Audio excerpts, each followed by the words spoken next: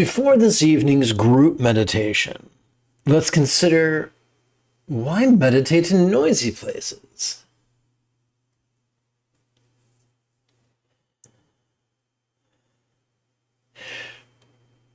Like most rock bands, the Beatles had a rocky start, but at last they got their break, and they had an opportunity to record in an actual professional recording studio.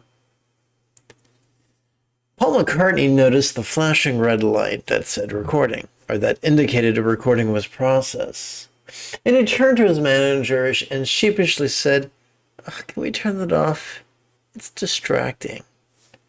To which Brian Epstein responded, and I think that's his name, I may be mistaken, "Don't be such a prima donna, Paul." I don't know if that actually happened. It may be apocryphal, but it's a great story. Sometimes we have actual needs, and if those needs aren't met, it makes functioning difficult, if not impossible. But not all preferences are needs. The difference can be rather slender. And the difference between a little bit of stress that's useful and too much stress that's harmful could change. It can change every day, every hour, every minute. Which is why it's so important that we use meditation to cultivate the centered spontaneity that really, really plumbs the depths of the 3-pound squishy supercomputer in the dark between our ears. But what has that got to do with painting oneself in a corner? Sometimes when we don't have centered spontaneity to rely on, when we don't have the flow state to dance with, and we rely on neurosis, preconception, and fear, we can paint ourselves in a corner. We could find ourselves in a veritable gilded cage where everything is just so. One of the many problems of a gilded cage is that once we step outside the gilded cage where everything is just so, we cannot cope. To paraphrase something that one of the tutors of the 14th Dalai Lama said, if meditation doesn't help us cope with inconveniences, then what good is it?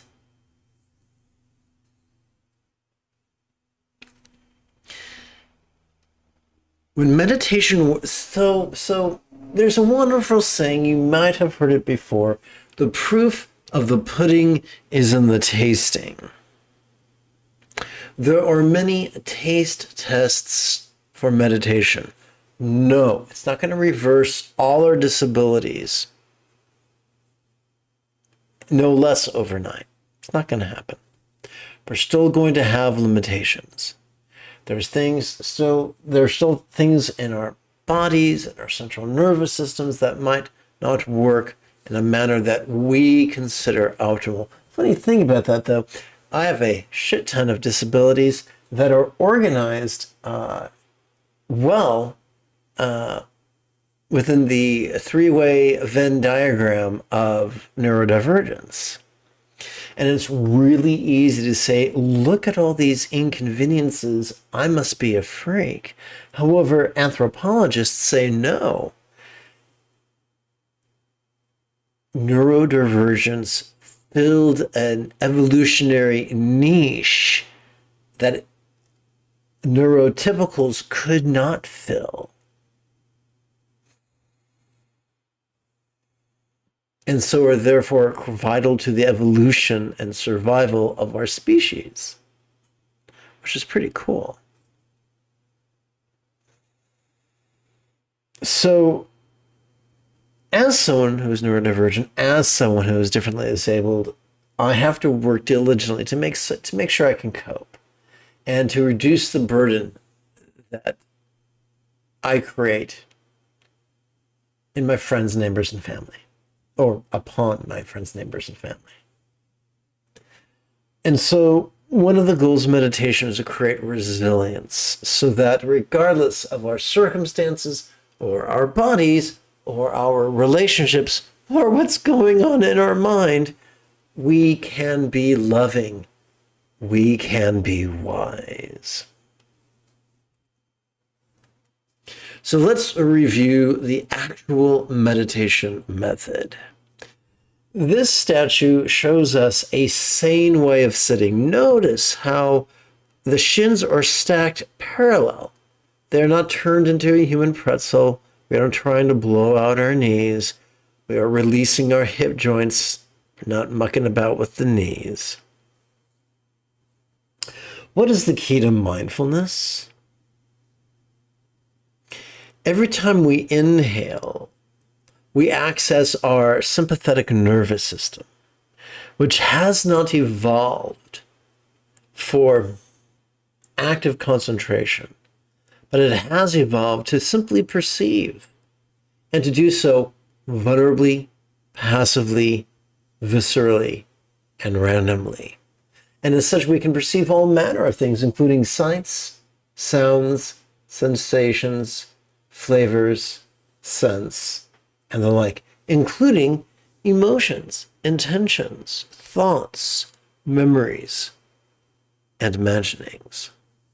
An intelligent question to ask is, what do we do with all this stuff that we notice? We meditate upon it.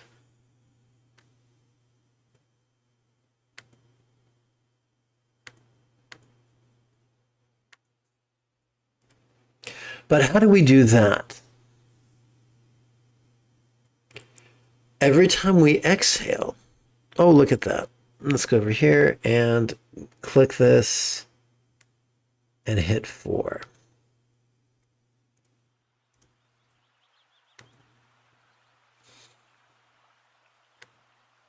Every time we exhale, whether we know it or not, we access our parasympathetic nervous system, which has evolved to help us to both physically relax as well as mentally release.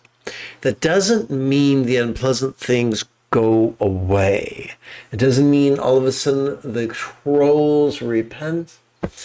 But what it does mean, and it doesn't mean we stop having painful reactions to the external world.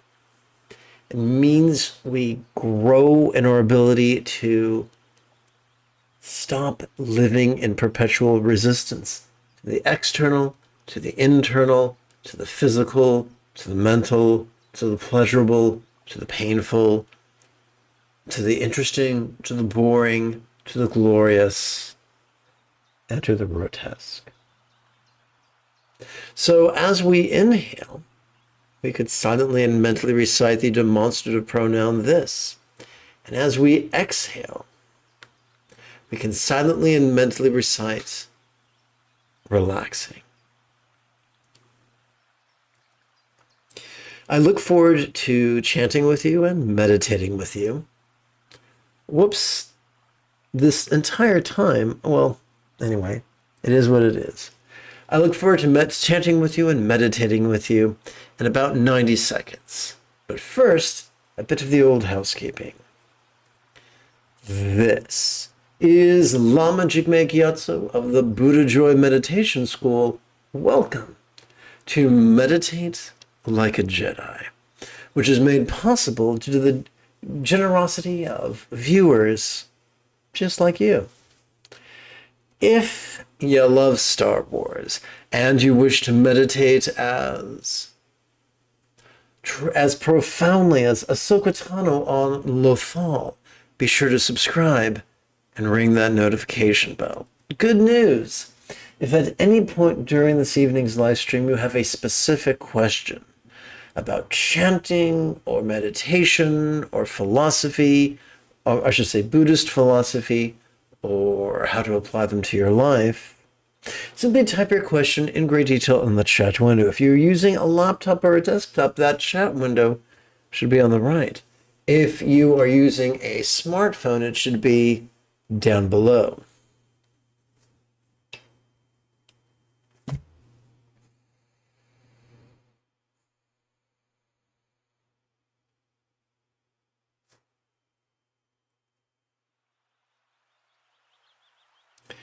Together as a team, let's chant the Thursday evening excerpt of Gaurav Dorje's The Spaciousness of Vajrasattva. Whoops, that was surprising. Let's say it's 77. Control G, 77, enter. Okay. Together. The essence is one, unstructured, unborn. And the way of the yogi is like the path of a bird in the sky. How then can we suppose that phenomena actually exist? Inner and outer phenomena are both the one real condition, which is not an object to be grasped by the conceptual mind. The things of this world are men names based in mistaken concepts, and so it is we fail to experience the equality of decontemplation. Let's pause here. Take a deeper look. Perhaps you were familiar with a term we learned in high school geometry, the transitive property of equality, where if A equals B and B equals C, therefore A equals C. This is horribly abused by people who are in the realm of politics who are blinded by fear. You can probably tell by my nose, I'm a big old Jew. I've had a bris, I've had a bar mitzvah, I studied the Torah, and I studied a little bit of neuroscience. Enough to know that colonization leads to human exploitation. Exploitation can lead to genocide and all manner of violence for all parties involved.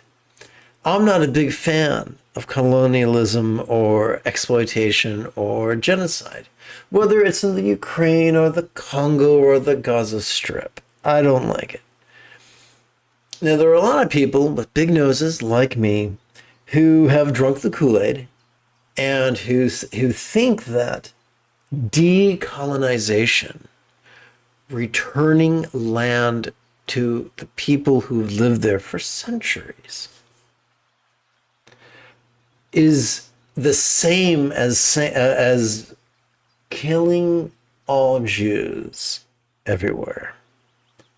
Those are radically different things.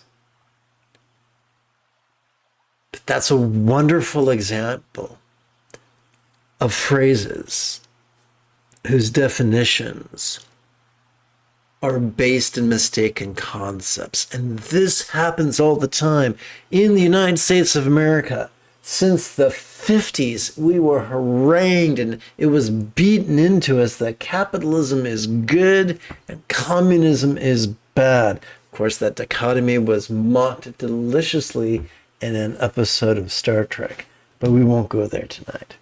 So we began to associate socialism with totalitarianism. They're separate things. And so we have people raised in religious organizations whose religious texts have phrases in them like, sell all you have and give the money to the poor. And they would look at that and say, oh no, that's socialism. Therefore, that's evil.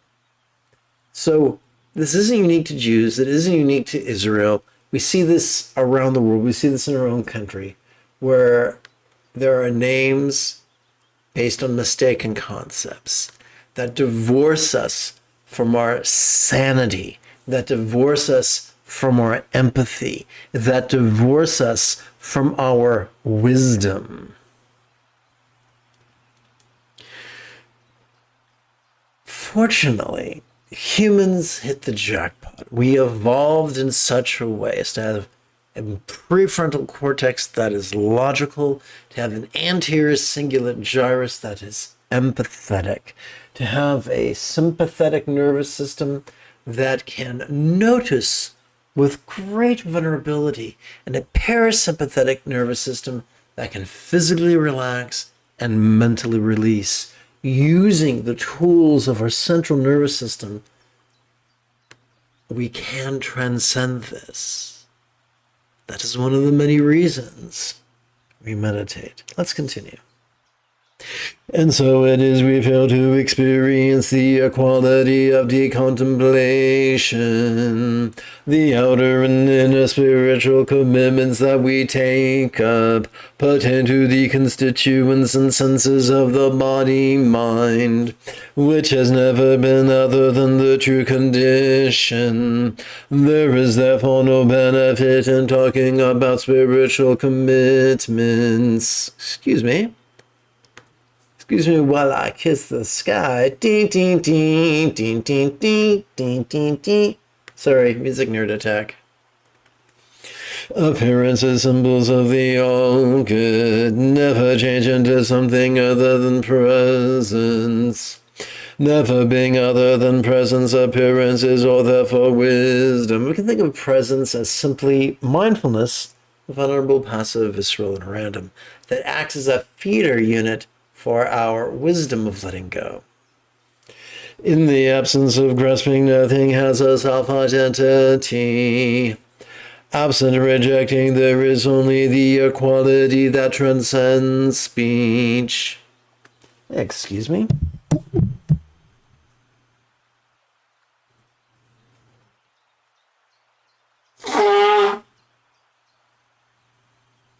Oh, excuse me.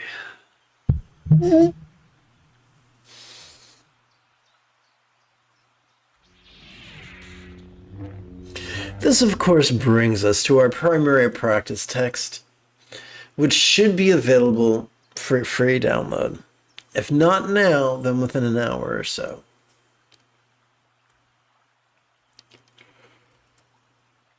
Oh, excuse me. Oh, big week. So, let us begin with a short chant of bodhicitta and refuge that help to exercise the neural pathways responsible for empathy and enthusiasm. Together. May I liberate all beings by relying on the three jewels. May I liberate all beings by relying on the three jewels. May I liberate all beings by relying on the three jewels.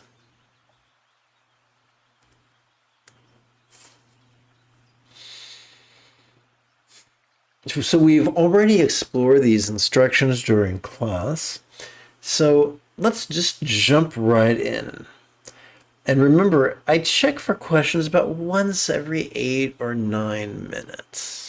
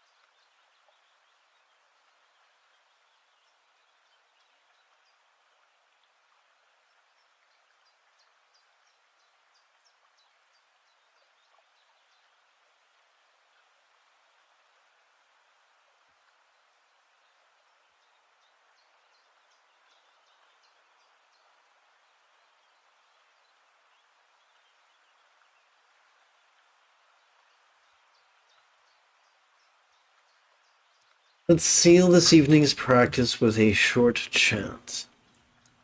May all beings practice of kind communication, conduct, and commerce flow spontaneous and uncontrived. May everyone be free from misery, may everyone be happy. May no one be separated from the happiness.